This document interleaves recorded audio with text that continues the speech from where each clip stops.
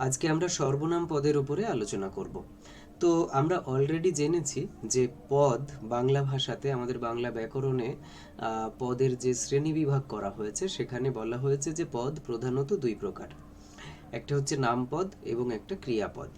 এই নামপদ আবার চার প্রকার: বিশেষ্য, সর্বনাম, বিশেষণ, অব্যয় আর ক্রিয়াপদ। এই সবটা মিলিয়ে আমরা ছোটবেলায় পড়তাম যে পদ পাঁচ প্রকার। তো এর মধ্যে আমাদের এই পদ প্রকরণ, এই যে অধ্যায়টা, এখানে আমাদের যেটা থাকে সেটা হচ্ছে এই যে পাঁচ প্রকারের পদ, বিশেষ্য, বিশেষণ, সর্বনাম, অব্যয় আর ক্রিয়া, এই পাঁচ প্রকারের পদের আবার শ্রেণী বিভাগ করা হয়েছে এবং সেইগুলোর সম্পর্কে ডিটেলসে আলোচনা করা, সেই শ্রেণী গুলো সম্পর্কে, এবং সেখান থেকে আমাদের পরীক্ষার হলে প্রশ্ন আসবে। তো আজকে আমরা সর্বনাম পদের ওপরেই তাহলে আলোচনা করব। তো আমরা এখান থেকে যে যে জিনিসগুলো দেখতে চাইবো সেটা হচ্ছে এক, সর্বনামের শ্রেণী বিভাগ। হ্যাঁ, শ্রেণী বিভাগ। এই যে সর্বনাম পদটাকে কত ভাগে ভাগ করা যায় সেটা, এবং এই ভাগগুলোর সম্পর্কে ডিটেলসে আলোচনা আমরা এই ক্লাসটাতে করব। ওকে, আমি এখানে স্টাডি ম্যাটেরিয়ালটা রেডি করে নিয়েছি এবং এইটার উপরে ব্যাখ্যা করতে করতে আমি যাব, এভাবেই এই ক্লাসটা শেষ হবে। ওকে, আচ্ছা, ওকে। তো প্রথম কথা, সর্বনাম পদ কাকে বলে? তো আমরা সবাই এটা জানি, তারপরও আরেকবার আমাদের একটু মনে করার চেষ্টা করা, সেটা হচ্ছে যে কোনো নামের পরিবর্তে, অর্থাৎ বিশেষ্য পদের পরিবর্তে যে পদটা ব্যবহৃত হয় সেটাকে সর্বনাম পদ বলে। কিরকম? যদি আমরা বলি যে রাহুল স্কুলে যাচ্ছে, এরপরে আবার রাহুল সম্পর্কে আমরা আরো কিছু কথা বলবো, তখন আমরা এভাবে বলতে পারি যে রাহুল খুব ভালো ছেলে।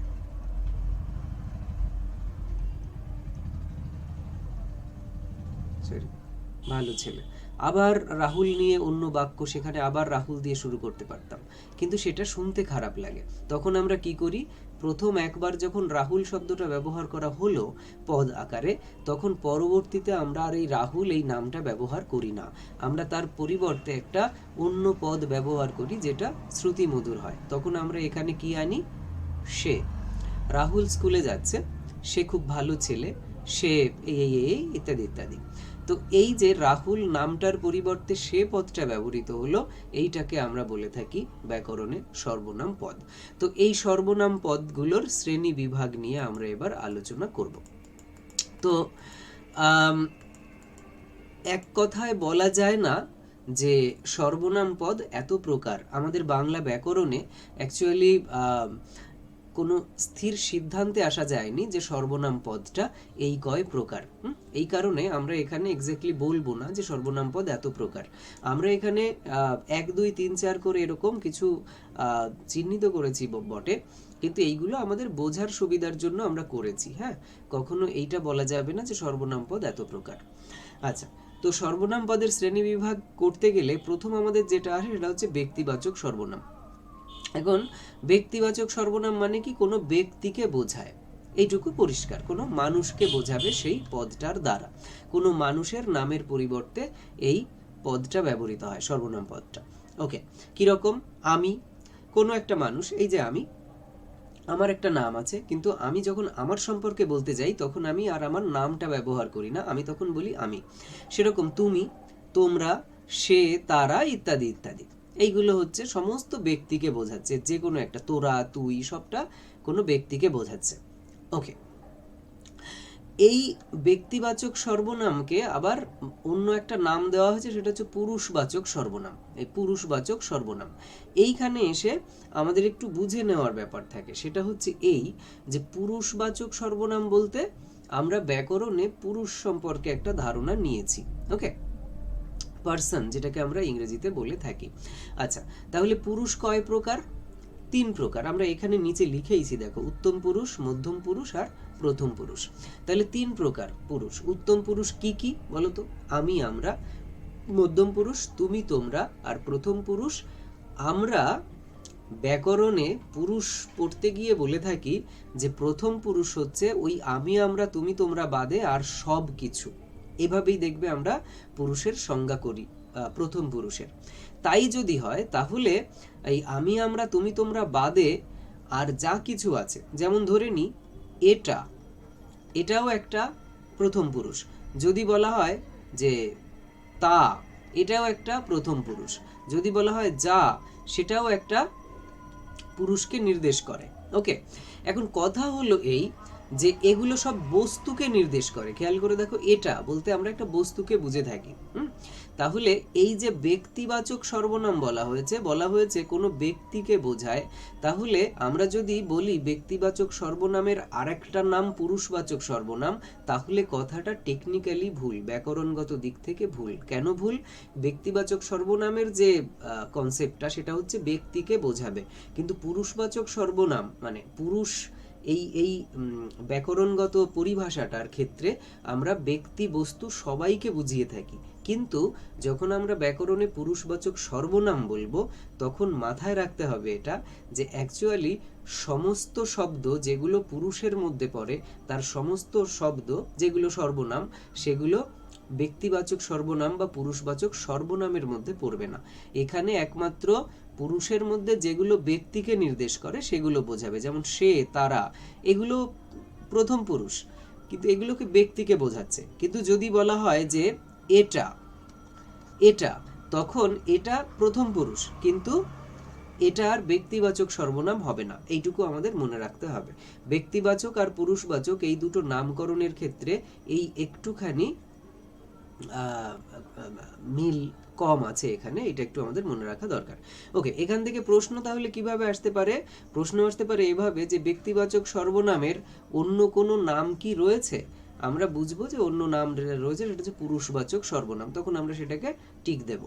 কিন্তু সীমাবদ্ধতাটাও আমরা একটু জেনে রাখলাম, এই আর কি। এবার যদি প্রশ্ন আসে ব্যক্তিবাচক সর্বনাম কাকে নির্দেশ করে, তো স্বাভাবিকভাবে ব্যক্তিকে নির্দেশ করে। যদি বলা হয় পুরুষবাচক সর্বনাম কাকে নির্দেশ করে, তো সেক্ষেত্রেও আমরা বলবো ব্যক্তিকে নির্দেশ করে। নর্মালি এইটা, কারণ কোথাও আমি পাইনি যে পুরুষবাচক সর্বনামে বস্তুকেও বলা হয়ে থাকে। ওকে, এইবার যথারীতি উত্তম পুরুষের সর্বনাম মধ্যম পুরুষের বা প্রথম পুরুষের বা উত্তম পুরুষ বাচক সর্বনাম এরকমও থাকতে পারে, এখান থেকেও প্রশ্ন আসতে পারে।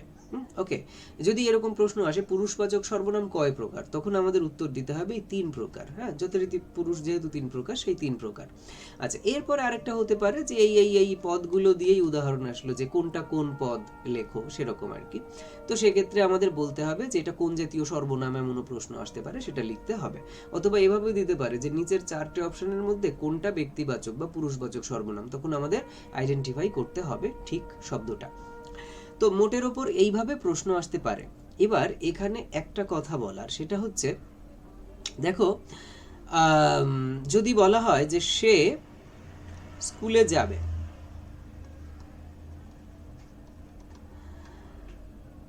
ওকে, আরেকটা বাক্য এখানে এই সেটা কি, এটা হচ্ছে সর্বনাম পরিষ্কার, কারণ কোনো নামের পরিবর্তে ব্যবহৃত হয়েছে। এবার আরেকটা উদাহরণ দিচ্ছি, এখানে আমরা দেখেছি কি তোর, তাই না? তাহলে আমরা এটা লিখি তোর। তাহলে তোর দিয়ে বাক্য কি হয়? তোর বাবা কোথায় যাচ্ছেন, এটা বাক্য হতে পারে। এটা তোর বাবা কোথায় যাচ্ছেন। খেয়াল করে দেখো, এই যে তোর, এই পদটা অ্যাকচুয়ালি সর্বনামবাচক পদ, এ নিয়ে কোনো সন্দেহ নেই, কারণ কোনো নামের পরিবর্তে বসেছে। তোর বলতে কোনো একটা মানুষ তো আছে, তার নামের পরিবর্তে বসেছে, সেই অর্থে সর্বনাম পদ। কিন্তু এই বাক্যে এ কিন্তু সর্বনাম আকারে বসেনি। এই বাক্যে এ বসেছে কিভাবে? এই বাক্যে দেখো বসেছে বিশেষণ আকারে। খেয়াল করে দেখো, এই বাবা পদটার বিশেষণ আকারে বসেছে। বাবা, এটা একটা বিশেষ্য পদ, আমরা বিশেষ্য পদের আলোচনার সময় করেছি যে কেন বাবা বিশেষ্য পদ। তোমরা বলো তো কমেন্ট করে যে বাবা এটা কোন জাতীয় বিশেষ্য। ওকে, তাহলে এটা একটা বিশেষ্য পদ। এই বিশেষ্য পদের বিশেষণ হচ্ছে তোর, কারণ বিশেষ্য সম্পর্কে নতুন একটা তথ্য বলছে তোর। এই কারণে এই তোরটা অ্যাকচুয়ালি এই বাক্যে বিশেষণ হয়েছে। কি জাতীয় বিশেষণ? আমরা বিশেষণের চ্যাপ্টার যখন করব তখন আমরা বলবো এই তোরটা কোন জাতীয় বিশেষণ। ওকে, তাহলে আমরা এটা কিন্তু মনে রাখবো, পরীক্ষার হলে পরিস্থিতি অনুযায়ী আমরা উত্তর করব। কি, তোর এই পদটা অ্যাকচুয়ালি সর্বনাম পদ, কিন্তু এই সর্বনাম পদটা ব্যবহৃত হতে পারে বিশেষণ আকারে বাক্যে। ওকে, এইটা মাথায় রাখতে হবে। ওকে, অ্যাকচুয়ালি এখানে বলি সেটা হচ্ছে এই তোরটা হচ্ছে সর্বনামীয় বিশেষণ। সর্বনামীয় মানে যেটা নিজেই সর্বনাম আবার নিজেই বিশেষণের ভূমিকা পালন করছে, সেইটাকে আমরা বলি সর্বনামীয় বিশেষণ। ওকে, যেটা আমরা বিশেষণের চ্যাপ্টারে আলোচনা করব। তো এই বাক্যের প্রেক্ষিতে তোরটা কিন্তু বিশেষণ।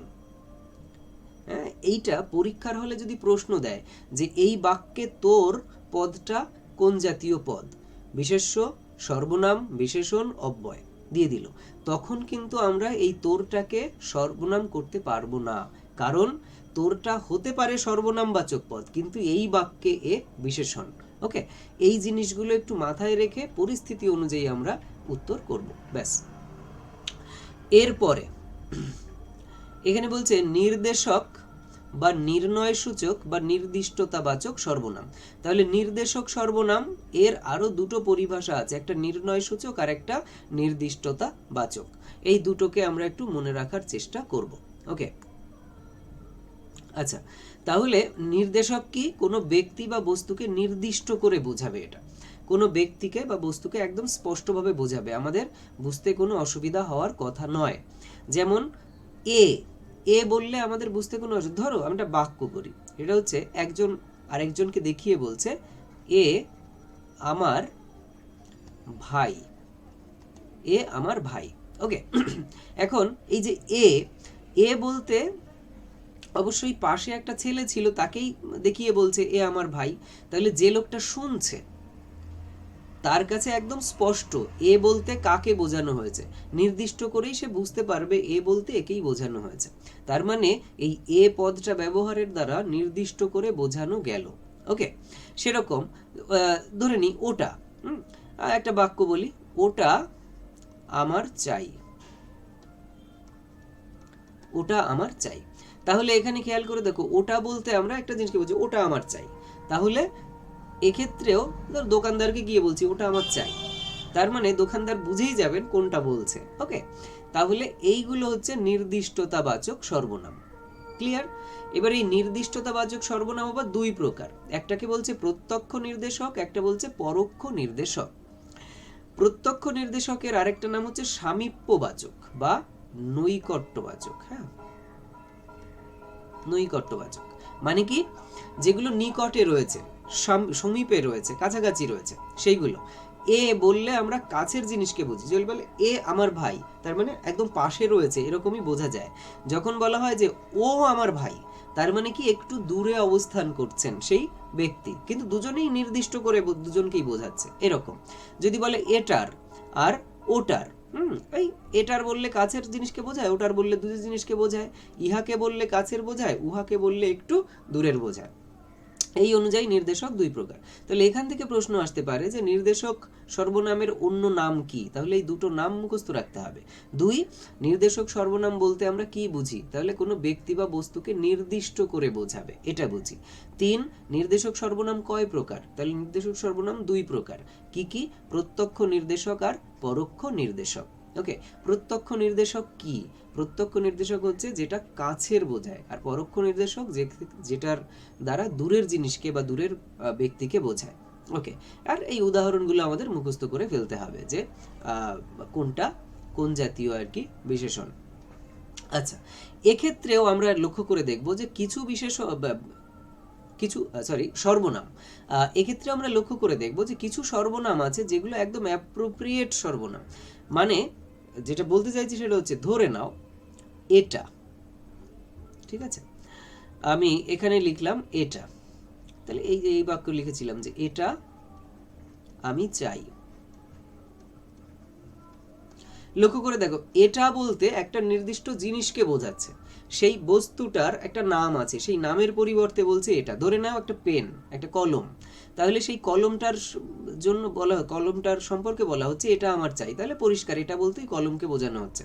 তাহলে এটা হচ্ছে একদম অ্যাপ্রোপ্রিয়েট সর্বনাম, এটা সর্বনাম বাচক পদ, এই বাক্যে বসেছেও সর্বনাম বাচক পদ হিসাবে। কিন্তু অন্য একটা বাক্য বলছি, ধরো এটা হচ্ছে কি, যদি বলি এই যে এর,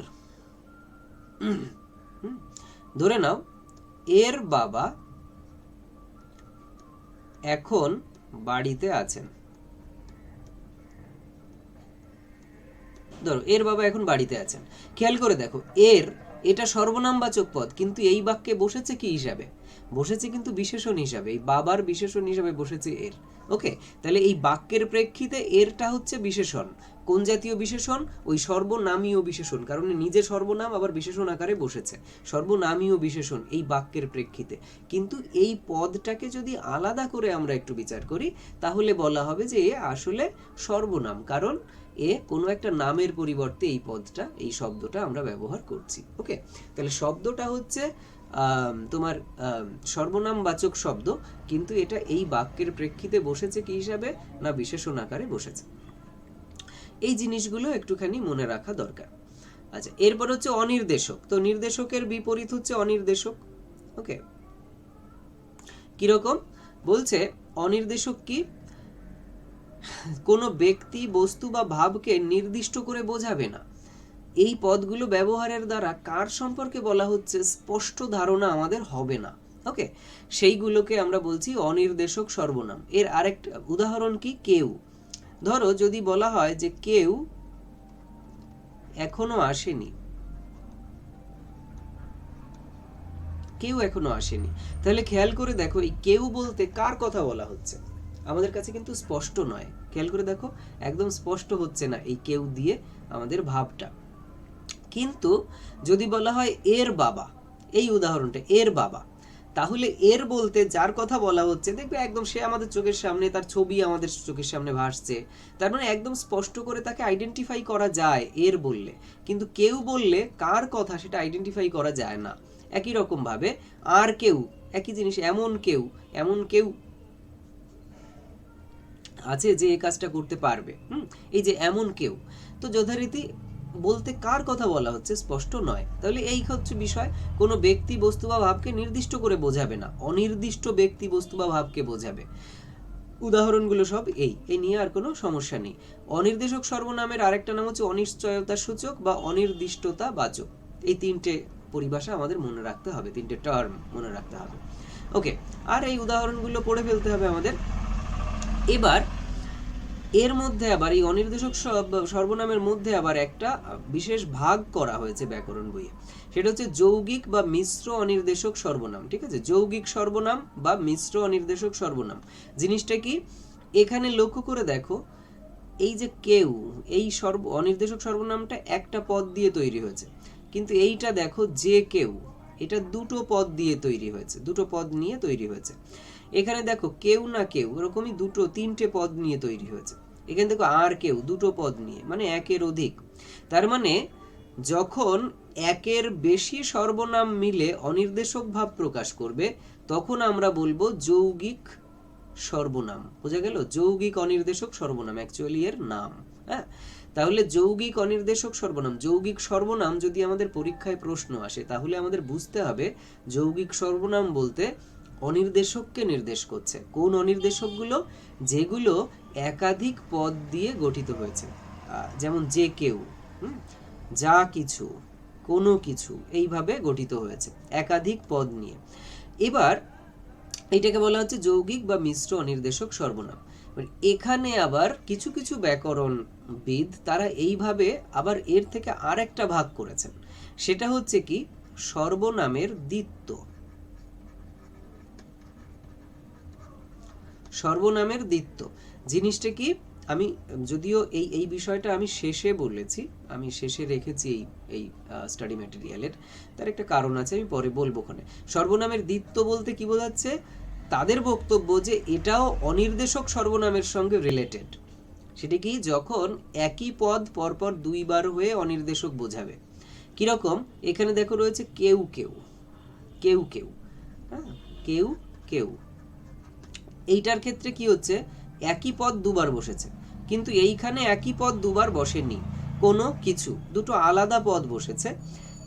তো তাদের বক্তব্য যে যখন এরকম একাধিক আলাদা আলাদা পদ মিলে একটা অনির্দেশক ভাবকে প্রকাশ করবে, তখন সেটা হচ্ছে যৌগিক বা মিশ্র অনির্দেশক সর্বনাম হবে।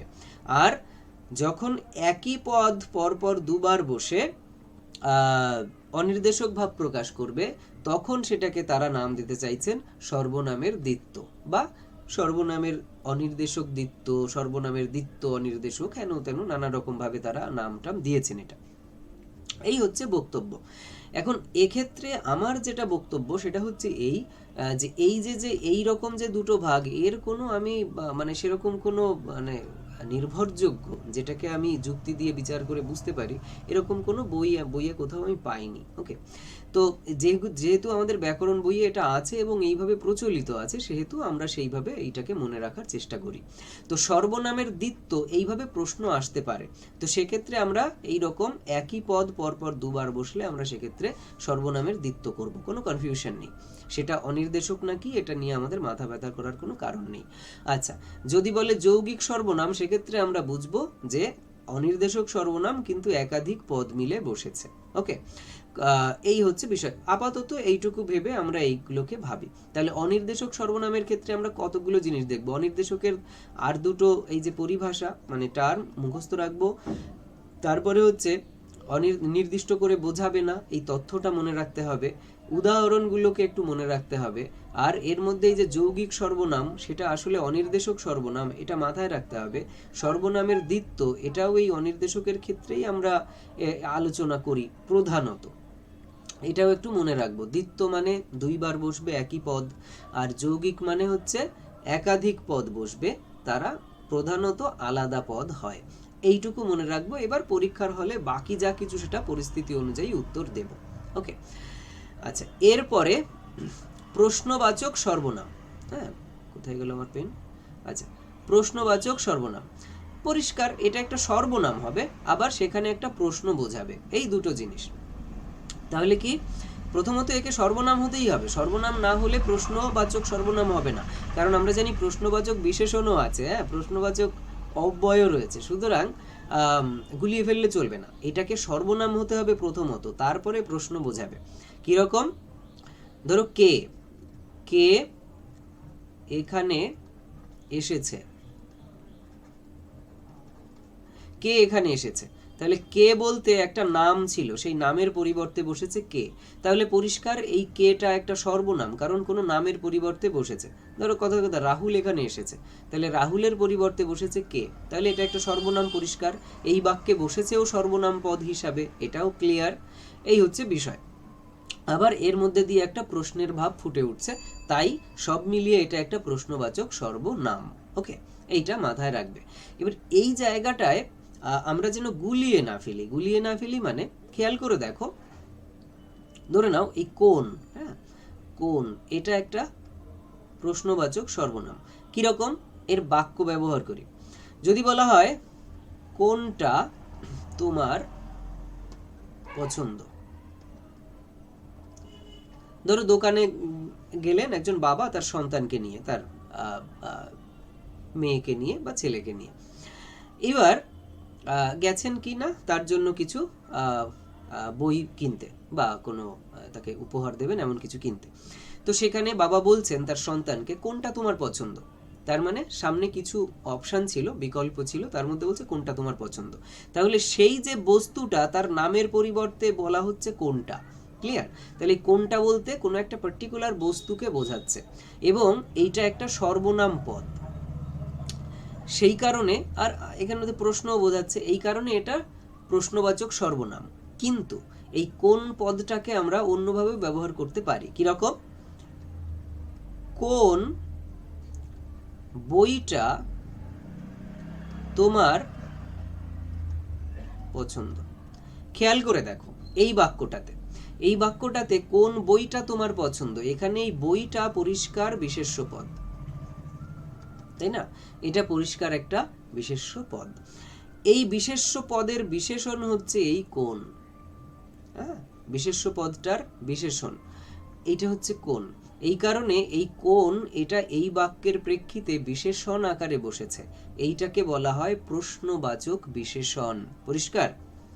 তো এই জায়গাগুলোতে আমরা যেন গুলিয়ে না ফেলি পরীক্ষার খাতায়। আমরা অবশ্য এক্ষেত্রে আমরা অ্যান্সার করব কিভাবে। ধরে নাও একটা বাক্য দিয়ে দিল কোন বইটা তোমার পছন্দ। পরিষ্কার? এবার কোন বইটা তোমার পছন্দ এটা যদি প্রশ্ন আসে, সেক্ষেত্রে আমাদের অপশান দিল যে এই কোন, এটা কোন জাতীয়, এটা কি হবে, নিচের চারটে অপশনের মধ্যে কি হবে? যদি দেখা যায় যে ওখানে চারটে অপশনেই সর্বনাম আছে, তাহলে আমরা সেখানে প্রশ্নবাচক সর্বনামে টিক দেব, যদিও এটা প্রশ্নবাচক সর্বনাম নয় তবু, কারণ সর্বনামের মধ্যে অন্য কোনোটা হবে না, তাই প্রশ্নবাচক সর্বনাম আমরা টিক দেব।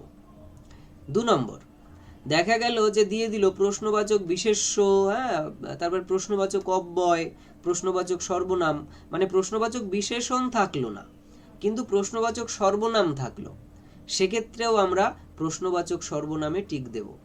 কিন্তু যদি এখানে থাকে প্রশ্নবাচক সর্বনাম আবার একই সাথে থাকে প্রশ্নবাচক বিশেষণ, ঠিক আছে, সেক্ষেত্রে আমরা এই কোনটাকে কোনটা করব?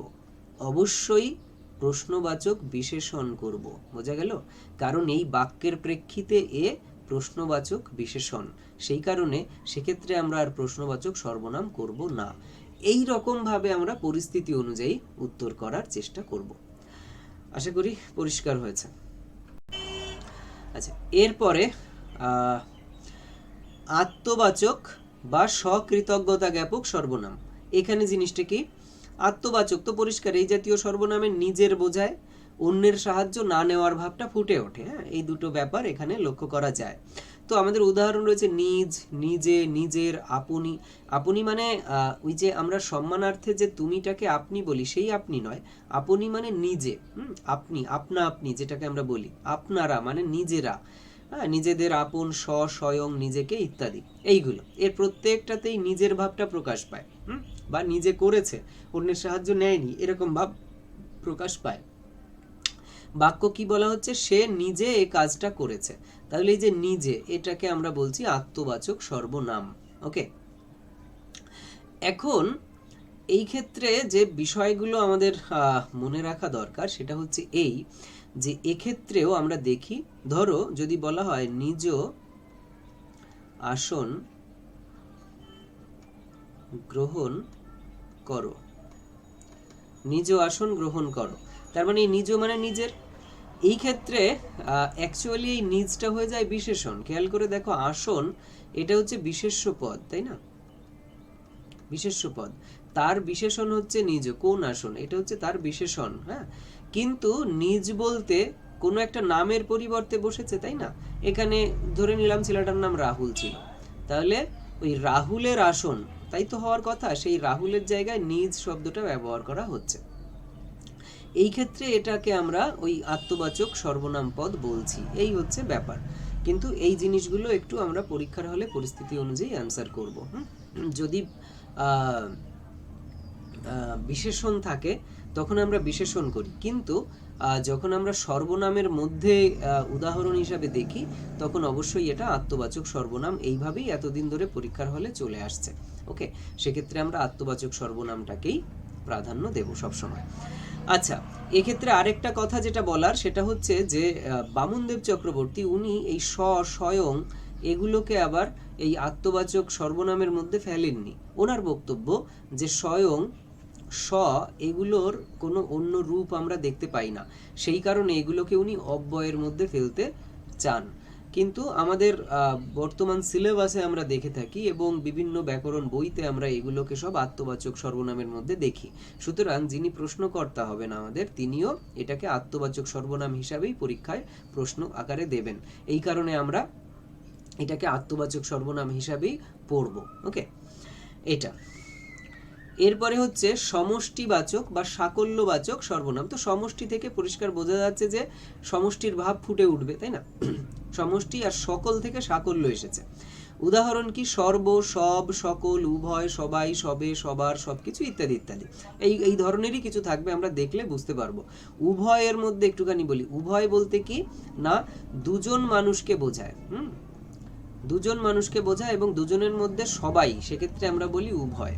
ওকে, তাহলে তারা উভয়েই এসেছে, তারা উভয়েই এসেছে। এক্ষেত্রে আমরা উভয়ে বলতে যে দুজন, সেই দুজনের সবাই এসেছে, সেই ভাবটাই এখানে প্রকাশ পায়। এই জন্য এই উভয় হচ্ছে সমষ্টিবাচক সর্বনাম। তো এখানেও একই কথা, যখন এটা এরকম হয় যে সব মানুষ এসে গেছেন, সব মানুষ এসে গেছেন। খেয়াল করে দেখো এখানে এই সবটা হচ্ছে মানুষের বিশেষণ, তাই না? মানুষ সম্পর্কে বলা হচ্ছে সব। এই জন্য এই সবটা হচ্ছে অ্যাকচুয়ালি মানুষের বিশেষণ, কিন্তু সব এ নিজে আর কি একটা সর্বনাম পদ, কারণ এই মানুষগুলোর যে নাম, সেই নামের পরিবর্তে এই সব শব্দটা ব্যবহার করা হয়, কিন্তু এইটা অ্যাপ্রোপ্রিয়েট সর্বনাম হতে পারে না। সর্বনাম হতে পারে না এই কারণে, সেটা হচ্ছে এই যে এই সব বলতে অ্যাকচুয়ালি মানুষের বিশেষণ, এই ভাবটাই এখানে প্রধান হয়ে ওঠে। এই কারণে পরীক্ষার হলে আমাদের যদি এটাকে বিশেষণের অপশান থাকে, তাহলে আমরা অবশ্যই এটাকে বিশেষণের অপশানেই ক্লিক করব, টিক দেব। সেখানে আমরা সর্বনামের অপশান দেব না। যদি দেখা থাকে এখানে সব, এটা কোন জাতীয় পদ, সেখানে থাকলো সর্বনাম, বিশেষণ, অব্যয়, এটা, তখন আমরা এটাকে আমরা বিশেষণেই টিক দেব। ওকে, কিন্তু এইটা অ্যাকচুয়ালি অ্যাপ্রোপ্রিয়েট সর্বনাম কখন হয়? লক্ষ্য করো, যদি বলা হয় সবাই এসেছে, এখানে খেয়াল করো এই সবাই এ নিজেই হচ্ছে সর্বনাম, কারণ এ নামের পরিবর্তে বসেছে এবং এখানে আর কোনো বিশেষ্য নেই, কোনো বিশেষ্য এখানে দেখো নেই। খেয়াল করে দেখো সবাই এসেছে, তাহলে এই যে সবাই, এইটা বললেই এটা ঠিক ঠিক সর্বনাম পদ হয়। কিন্তু আমরা পরীক্ষার হলে বা আমরা প্র্যাকটিস সেটে অনেক জায়গায় এই ব্যাপারটা দেখি যে বিশেষণ পদ আকারে বসেছে, কিন্তু সেটাকে আমরা সর্বনামের মধ্যে রেখেই আমরা আলোচনা করি। সেইটা পরিস্থিতি অনুযায়ী তুমি উত্তর করবে। আচ্ছা, এরপরে বলছে সংযোগ মূলক বা সম্বন্ধবাচক সর্বনাম। তাহলে সংযোগমূলক কি? আমরা একটু উদাহরণ দেখি। তুমি সেই ব্যক্তি যে এ কাজ করতে পারবে। খেয়াল করে দেখো এই যে এই ব্যক্তি সম্পর্কে বলছে দুই বা তার বেশি ব্যক্তি, বস্তু বা বাক্যাংশের মধ্যে সংযোগ সাধন করে। ওকে, তাহলে এইখানে কি করছে আমরা? এখানে লক্ষ্য করে দেখো, তুমি সেই ব্যক্তি, এটা একটা বাক্যাংশ, এ কাজ করতে পারবে, এটা একটা বাক্যাংশ। এই দুটো বাক্যাংশের মধ্যে সংযোগ সাধন করছে যে, আর এই যে কাকে ইয়ে করছে, রিপ্রেজেন্ট করছে, সেটা হচ্ছে এই ব্যক্তি। হ্যাঁ, এই ব্যক্তিকে রিপ্রেজেন্ট করছে। এইরকম সংযোগ বোঝায়, হ্যাঁ, এরকম সম্বন্ধ বোঝায়। ইংরেজিতে এটাকে আমরা বলি রিলেটিভ প্রোনাউন। ঠিক আছে, এটাকে আমরা রিলেটিভ প্রোনাউন বলে থাকি। তো সেটাকেই আমরা বাংলায় বলছি সংযোগমূলক সর্বনাম বা সম্বন্ধবাচক সর্বনাম। ওকে, এই সংযোগমূলক সর্বনামের আবার একটা স্পেশাল ভাগ রয়েছে, সেটাকে আমরা বলছি সাপেক্ষ বা নিত্য সম্বন্ধী সর্বনাম। সেটা কি? উদাহরণ, যে পরিশ্রম করে সে সফল হয়। এখানে খেয়াল করে দেখো, যে পরিশ্রম করে, এখানে এই যেটা একটা সর্বনাম, কিন্তু যে পরিশ্রম করে বললে বাক্যের ভাবটা পূর্ণ হয় না। তখন কি হয়? এই সর্বনামটার সাপেক্ষে আরেকটা সর্বনাম এসে যায়, সেটা হচ্ছে সে সফল হয়। এবার বাক্যের অর্থটা একটা পূর্ণতা পায়। তো এই ক্ষেত্রে এই সর্বনামের সাপেক্ষে সে সর্বনামটা এসেছিল, তাই এই দুটোকে একসাথে আমরা বলে থাকি সাপেক্ষ সর্বনাম। ওকে, তাহলে সাপেক্ষ সর্বনাম কি? সাপেক্ষ সর্বনাম হচ্ছে বিশেষ এক ধরনের সংযোগমূলক সর্বনাম, যেখানে একটা সংযোগমূলক সর্বনাম ভাবের পূর্ণতার জন্য অন্য একটা সংযোগমূলক সর্বনামের অপেক্ষায় থাকে। তার মানে একা একা এই ভাবটাকে পূর্ণ করতে পারে না, তাই ভাবটাকে পূর্ণ করার জন্য আরেকটা সর্বনামের অপেক্ষা সে করতে থাকে, সেটা হচ্ছে সে। ওকে, এই রকম ক্ষেত্রে আমরা ব্যবহার করি। তাহলে সাপেক্ষ সর্বনাম কোন জাতীয় সর্বনাম? এটা সংযোগমূলক সর্বনাম। এইগুলো পরীক্ষায় প্রশ্ন আসতে পারে। সাপেক্ষ সর্বনাম কোন জাতীয় সর্বনাম? সংযোগমূলক সর্বনাম। এর আরেকটা নাম কি? নিত্য সম্বন্ধী সর্বনাম। ওকে, সাপেক্ষ সর্বনামের উদাহরণ, তো এই উদাহরণগুলো দেবে। এই ধরনের প্রশ্ন এখান থেকে আসতে পারে। তাহলে সংযোগমূলক সর্বনাম এর একটা বিশেষ ভাগ হচ্ছে সাপেক্ষ বা নিত্য সম্বন্ধী সর্বনাম। এরপরে রয়েছে অন্যাদিবাচক সর্বনাম। অন্যাদি মানে অন্য আদি, এরকম আর কি। হ্যাঁ, নিজেকে ছাড়া অন্যকে বোঝায়। ঠিক আছে, যখন নিজেকে নয় অন্যকে বোঝাবে, এই রকম ক্ষেত্রে আমরা যে সর্বনাম পদগুলো এক্ষেত্রে আমরা ব্যবহার করি সেগুলোকে আমরা বলি অন্যাদিবাচক সর্বনাম। উদাহরণ কি অন্য, অপর, অমুক। খেয়াল করে দেখো, অন্যের কথায় কান দিও না, তাহলে অন্যের এখানে কোনো একটা নামের পরিবর্তে বসেছে, এটা একটা অ্যাকচুয়ালি অনির্দেশক সর্বনাম হয়ে যাচ্ছে একদিক দিয়ে, তাই না? কারণ স্পষ্ট করে বলা আছে না যে অন্য বলতে কাকে বোঝাচ্ছে। ওকে, এইবার এখানে বসেছে কি অন্যের, মানে নিজের নয়, অপরের, এই ক্ষেত্রে ব্যবহার করে অপর, অমুক, হ্যাঁ, এইগুলোকে আমরা এই জাতীয় সর্বনাম বলে থাকি। সাধারণত পরীক্ষাতে এই তিনটে অপশনে যদি আসে কখনো অন্যাদিবাচক সর্বনাম, তাহলে এই তিনটে অপশনের মধ্যেই একটা আসবে। সুতরাং এই তিনটে শব্দ আমরা মনে রাখলেই চলবে। আচ্ছা, এরপরে হচ্ছে পারস্পরিক বা ব্যতিহার সর্বনাম। ওকে, পারস্পরিক বা ব্যতিহার সর্বনাম। তাহলে পারস্পরিক কি জিনিস? সরি, বলছে পরস্পরের মধ্যে সম্পর্কযুক্ত অর্থ বোঝায়। কিরকম? তারা পরস্পরকে ভালোবাসে। খেয়াল করে দেখো, এই যে পরস্পরের মধ্যে যে ক্রিয়া, সেই ক্রিয়ার একটা সম্পর্ক তৈরি হয়। এইটা হচ্ছে বিষয়। আপোষে, হ্যাঁ, ঝগড়াটা আপোষে মিটিয়ে ফেলো, তার মানে দুজন মানুষ, দুটো পক্ষ অ্যাটলিস্ট থাকতে হবে, এবং সেই দুটো পক্ষের মধ্যে পারস্পরিক ক্রিয়া প্রতিক্রিয়ার মধ্যে দিয়ে এই কাজটা শেষ হতে হবে। তো এই আপোষে, এটাও আমাদের হয়ে দাঁড়াবে এই পারস্পরিক বা ব্যতিহার সর্বনাম। আচ্ছা, ব্যতিহার এই এই শব্দটা আমরা আরো ক জায়গায় ব্যবহার করতে পারি বলো তো? সমাসের ক্ষেত্রে ব্যতিহার বলে কোথাও কিছু পড়েছো? কি পড়েছো বলো তো? ওকে, তাহলে কি আছে ব্যতিহার দিয়ে সমাস, সেটা কমেন্ট করে জানাতে পারো। আচ্ছা, আর কোথায় পড়েছো বলো তো ব্যতিহার? কারকে কোথাও পড়েছো ব্যতিহার? ওকে, কমেন্ট করে জানাতে পারো। ঠিক আছে, চলো তাহলে সেখানেও যে সিস্টেমটা কাজ করে এখানেও তাই, পারস্পরিক একটা ক্রিয়া প্রতিক্রিয়ার ব্যাপার থাকে। আচ্ছা, এই যে 9 প্রকার, এই 9 প্রকার অ্যাকচুয়ালি সর্বনাম বলা হয়ে থাকে, কিন্তু এমন কোনো নির্দিষ্ট সিদ্ধান্ত হয়নি যে সর্বনাম পদ এই 9 প্রকারই। এই 9 রকম ভাবে সর্বনামকে ব্যাখ্যা বিশ্লেষণ করে দেখানো হয়, তাই আমরা এভাবে পরপর 1 2 3 4 করে করেছি। এরপরে বলছে এছাড়া সর্বনাম সম্পর্কে দুটো তথ্য, এগুলো পরীক্ষায় প্রশ্ন আসার মতো, তাই এখানে দিয়ে দেওয়া হয়েছে। সেটা হচ্ছে সর্বনামের দ্বিত্ব। ওই আমরা অনির্দেশক সর্বনামের ক্ষেত্রে যেটা করেছিলাম, একই সর্বনাম পরপর দুবার বসলে সেক্ষেত্রে সর্বনামের দ্বিত্ব বলে অভিহিত করা হয়। তাহলে কিছু কিছু, কেউ কেউ এই রকমটা যখন আমরা ব্যবহার করি তখন। আচ্ছা, আমার পার্সোনাল যে মত সেটা হচ্ছে এই, যদিও এটা আমি কারো ওপর চাপিয়ে দিই না কখনো, কারণ পরীক্ষাতে প্রত্যেকে নিজের নিজের বিচার বোধ অনুযায়ী উত্তর দেয়। সর্বনামের দ্বিত্ব, দ্বিত্ব বলতে আমরা দুবার বুঝি, দুবার বুঝি। এখানে এটা একটা প্রয়োগগত দিক, আগেরগুলো সবই ছিল ওই পদের প্রকৃতি অনুযায়ী বসেছিল, হ্যাঁ, অন্য পদের সঙ্গে সম্পর্ক এটা সেটা এরকম বিভিন্ন কারণে বসেছিল। আর সর্বনামের দ্বিত্ব এটা একেবারেই একটা প্রয়োগগত দিক, এর সঙ্গে প্রকৃতির কোনো মিল নেই। যখন একই সর্বনাম পরপর দুবার বসে তখনই আমরা দ্বিত্ব বলি, যেটাকে আমরা বিপসাও বলে থাকি অনেক ক্ষেত্রে, তাই না? এইভাবেও এই ব্যাপারটাকে আমরা চিহ্নিত করে থাকি। আমরা ব্যাকরণে আরো অনেক জায়গায় করেছি এরকম, কারকের ক্ষেত্রে আমরা এরকম দ্বিত্ব বা বিপসার ক্ষেত্রে করেছি, শব্দের ক্ষেত্রে আমরা এরকম দ্বিত্বের প্রসঙ্গ এসেছে আমাদের, তাই না? বিশেষণের ক্ষেত্রে আমাদের সেখানেও এই বিপসা বা দ্বিত্বের ব্যাপার থাকে।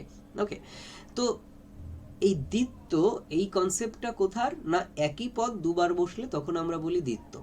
তো আমার পার্সোনালি মনে হয় ব্যাকরণে এরকম কোনো কোনো ব্যাকরণে বলা হয়েছে যে অনির্দেশক সর্বনামের একই পদ পরপর দুবার বসতে হবে, এরকম তারা বলেছেন। যেমন কিছু, এটা অনির্দেশক সর্বনাম, এইটা দুবার বসবে। কেউ অনির্দেশক, এটা দুবার বসবে। কিন্তু আমার মনে হয় যে এখানে শুধু অনির্দেশক নয়, যে কোনো সর্বনাম পরপর দুবার বসলেই সেটাকে সর্বনামের দ্বিত্ব বলা উচিত। এটা আমার পার্সোনাল ওপিনিয়ন আর কি। কিরকম? ধরো নিজ, আমরা ডিসকাস করি যে নিজটা একটা আত্মবাচক সর্বনাম। এবারই আত্মবাচক সর্বনামটা কিন্তু আমরা বলতে তো পারি যে নিজ নিজ আসন গ্রহণ করো, আমরা এরকম বলে থাকি, তাই না? নিজের নিজের কাজ করো, এরকম আমরা বলে থাকি। তো স স এরকম বলি, স মানে নিজের, সেই অর্থে এগুলো আমরা বলতে পারি যে এখানে সর্বনামের দ্বিত্ব ঘটেছে, কারণ একই পদ পরপর দুবার বসে সর্বনাম পদ গঠন করেছে। এটা আমার পার্সোনাল ওপিনিয়ন। পরীক্ষার হলে আমার মনে হয় যে এটা এরকম দেবে না নিশ্চয়ই, নিজ নিজ বা এটা সেটা দেবে না, দেবে এইরকমই কিছু কিছু কিছু কেউ কেউ তো সেই অনুযায়ী পরীক্ষার হলে উত্তর দিতে তোমাদের অসুবিধা হবে না, তোমরা এটাকে সর্বনামের দ্বিত্ব আকারে করতেই পারবে। কিন্তু আমার মনে হয় যে এটা শুধু অনির্দেশক নয়, বরং যে কোনো ক্ষেত্রেই সর্বনাম পদটা পরপর দুবার বসলেই সেক্ষেত্রে দ্বিত্ব বলাটা উচিত, এটা আমার ব্যক্তিগত অভিমত এক্ষেত্রে। আচ্ছা, এরপরে সর্বনাম শুধু বিশেষ্যের পরিবর্তেই বসে তা নয়, কখনো কখনো বাক্য বা বাক্যাংশের পরিবর্তেও বসে। আমরা নর্মালি আলোচনা করি কি বিশেষ্য পদ মানে কোনো একটা নামের পরিবর্তে সর্বনাম পদ বসে, কিন্তু কোনো কোনো ক্ষেত্রে দেখা যায় যে একটা গোটা বাক্য বা বাক্যাংশের পরিবর্তেও এই সর্বনাম পদ বসতে পারে। এখানে উদাহরণ কি, তুমি হতাশায় ভেঙে পড়েছো শুনলাম, এটা একটা বাক্য। এই এখানে এই গোটা বাক্যের ক্ষেত্রে এটা বাক্যাংশ, কিন্তু এটা নিজে একটা স্বাধীন বাক্য হতে পারে। তুমি হতাশায় ভেঙে পড়েছো শুনলাম, এরপর বলছে এ আমি কিছুতেই বিশ্বাস করতে পারছি না, তাহলে এ বলতে কি বোঝানো হয়েছে? খেয়াল করে দেখো, এই এ বলতে এই আগের এই পুরো কথাটাকে বোঝানো হয়েছে, তাই না? তুমি হতাশায় ভেঙে পড়েছো শুনলাম, এই গোটা বাক্যকে বোঝানো হয়েছে এ এই পদটাকে দ্বারা। তাহলে এই এ পদটা এটা তো সর্বনাম, এ নিয়ে কোনো সংশয় নেই। এবার এই সর্বনামটা কি করছে, এই গোটা বাক্যকে মানে অল্টার করে দিচ্ছে, হ্যাঁ, রিপ্লেস করে দিচ্ছে, এরকম। তো এইটাও আমাদের মনে রাখা দরকার। এক্ষেত্রে পরীক্ষায় প্রশ্ন আসতে পারে কি করে না, এই গোটা বাক্যটা হয়তো দিয়ে দিল, তুমি হতাশায় ভেঙে পড়েছো শুনলাম, এ আমি কিছুতেই বিশ্বাস করতে পারছি না, এখানে এ এটা কোন জাতীয় পদ, এরকম। তো সেইটা আমাদের করতে হবে, সর্বনাম না অমুক তমুক এইগুলো আর কি। এছাড়া আরেকভাবে প্রশ্ন আসতে পারে এখান থেকে, সেটা হচ্ছে এই সরি যে নিচের কোন তথ্যটি বা নিচের কোন স্টেটমেন্ট আর কি, কোন কোন কোন বাক্যটি ভুল। সেক্ষেত্রে হয়তো দিয়ে দিল এরকম এমন তিনটে অপশন দিয়ে দিল যেগুলো আমরা বুঝতে পারছি ভুল, তার মধ্যে একটাকে ওরা নিশ্চয়ই এমনভাবে দেবে যে মনে হবে ঠিক ঠিক ঠিক, কিন্তু তার মধ্যে একটা এরকম দিয়ে দেবে যে সর্বনাম পদ বাক্য বা বাক্যাংশের পরিবর্তে বসে, এরকম দিয়ে দিল। সেক্ষেত্রে মাথায় রাখবে যে এই যে সর্বনাম পদ বাক্য বা বাক্যাংশের পরিবর্তে বসে, এটা কিন্তু একদিক থেকে সত্য, এই বাক্যটাই তার প্রমাণ, তাই না? এই বাক্যটা তার প্রমাণ। কিন্তু যদি সেই প্রশ্নটায় বাকি যে তিনটে অপশান, সেই তিনটে অপশান একেবারেই ঠিক নয়, এমন যদি হয়, তখন এই বাক্যটাই সেক্ষেত্রে সত্য হবে। তখন যদি প্রশ্ন থাকে নিচের কোন বাক্যটি বা কোন কোন তথ্যটি ঠিক, তখন আমরা এইটাতে সেক্ষেত্রে টিক দেব। এইভাবে পরিস্থিতি বুঝে আমরা ব্যবহার করব। ওকে, তাহলে এই ছিল সর্বনাম পদের সামগ্রিক আলোচনা। তো এখানে আমরা যেটা করেছি সেটা হচ্ছে সর্বনাম পদ কাকে বলে, বিশেষ্য পদের পরিবর্তে যে পদ বসে, মানে কোনো একটা নামের পরিবর্তে যে পদ বসে মেইনলি তাকে সর্বনাম পদ বলা হয়। কিন্তু শেষে আমরা এটা দেখেছি যে কোনো কোনো ক্ষেত্রে বাক্য বা বাক্যাংশের পরিবর্তেও সর্বনাম পদ বসতে পারে। ওকে, সর্বনাম পদের শ্রেণী বিভাগ করতে গেলে কত প্রকার আমরা নির্দিষ্ট করে বলতে পারি না, তবে এখানে আমরা 9 রকম শ্রেণীতে আলোচনা করেছি। তার মধ্যে প্রথম হচ্ছে ব্যক্তিবাচক বা পুরুষবাচক সর্বনাম। এখানে আমরা বলেছি কোনো ব্যক্তিকে ইঙ্গিত করে। পুরুষবাচক সর্বনাম এই অর্থে আমরা করেছি যে এক্ষেত্রে উত্তম পুরুষ আমি আমরা, মধ্যম পুরুষ তুমি তোমরা, প্রথম পুরুষ সে তারা, এইভাবে। এরপরে আমরা 2 নম্বরে করেছিলাম নির্দেশক সর্বনাম বা নির্দিষ্টতাবাচক বা নির্ণয় সূচক সর্বনাম। এখানে আমরা যেটা করেছিলাম সেটা হচ্ছে যেটাকে নির্দিষ্ট করে, যে সর্বনামের দ্বারা নির্দিষ্ট করে কিছু বোঝানো যায়। কিরকম, এ আমার ভাই, এই যে এ নির্দিষ্ট করে বোঝানো যাচ্ছে একটা ছেলেকে। তো এই নির্দেশক সর্বনামকে আবার দুভাগে ভাগ করেছিলাম, প্রত্যক্ষ নির্দেশক আর পরোক্ষ নির্দেশক। প্রত্যক্ষ নির্দেশক কোন জিনিসটা, যেটার দ্বারা কাছের জিনিসকে বোঝায়। পরোক্ষ নির্দেশক যেটার দ্বারা দূরের জিনিসকে বোঝায়, সরি শুধু জিনিস নয় ব্যক্তিকেও বোঝায়। অনির্দেশক সর্বনামের ক্ষেত্রে এর ঠিক উল্টোটা আমরা করেছিলাম, যে ক্ষেত্রে নির্দিষ্ট করে বোঝা যায় না কার সম্পর্কে বলা হয়েছে, সেই ক্ষেত্রে আমরা বলি সেই সর্বনামটাকে অনির্দেশক সর্বনাম, এটা বলেছিলাম। অনির্দেশকের মধ্যে আবার একটা ভাগ করেছিলাম যৌগিক সর্বনাম, যেটাকে আবার মিশ্র সর্বনামও বলা হয়ে থাকে। সেক্ষেত্রে ব্যাপারটা কি ছিল না, একাধিক পদ মিলে যখন একটা অনির্দেশক সর্বনাম তৈরি করে, তখন আমরা সেটাকে বলি যে যৌগিক বা মিশ্র অনির্দেশক সর্বনাম। আর এক্ষেত্রে একটা আলোচনা ছিল, সেটা হচ্ছে সর্বনামের দ্বিত্ব। সেক্ষেত্রে আমরা পরীক্ষার জন্য এভাবে বলেছিলাম যে যখন এই অনির্দেশক সর্বনাম পরপর দুবার বসে, তখন সেটাকে আমরা বলি সর্বনামের দ্বিত্ব। আর আমি আমার ব্যক্তিগত অভিমতটা এক্ষেত্রে বলেছিলাম যে শুধু অনির্দেশক নয়, যে কোনো সর্বনামই হোক হতে পারে, পরপর দুবার একই পদ বসলেই সেক্ষেত্রে আমরা সর্বনামের দ্বিত্ব বলবো, কারণ ওটা একটা প্রয়োগগত দিক। সুতরাং যে কোনো সর্বনাম যেটা ওইভাবে প্রয়োগ হয় সেক্ষেত্রে আমরা সেটাকে অনির্দেশক সর্বনামের দ্বিত্ব বলবো। কিন্তু পরীক্ষাতে সম্ভবত আমাদের এইরকমই আসবে, একটা অনির্দেশক পদ পরপর দুবার দিয়ে। ওকে, এরপরে হচ্ছে প্রশ্নবাচক সর্বনাম। এখানে বলা হয়েছিল যে এটা আসলে একটা সর্বনাম, কিন্তু এ আবার এখানে প্রশ্ন আকারেও বসেছে, এই ক্ষেত্রে এটা প্রশ্নবাচক সর্বনাম হবে। এরপরে আত্মবাচক সর্বনামে বলেছিলাম নিজে, অন্যের সাহায্য নেওয়া যাবে না, এই রকম ভাব ফুটিয়ে তোলে, তখন সেটাকে আমরা আত্মবাচক সর্বনাম বলেছিলাম। ওকে, এরপরে সমষ্টিবাচক বা সাকল্যবাচক সর্বনাম। এক্ষেত্রে আমরা বলেছিলাম একটা সমষ্টির ভাব এখানে ফুটিয়ে তুলবে, সব, সকল, সবাই ইত্যাদি ইত্যাদি এইভাবে থাকবে। এরপরে বলেছিলাম সম্বন্ধবাচক বা সংযোগমূলক সর্বনাম।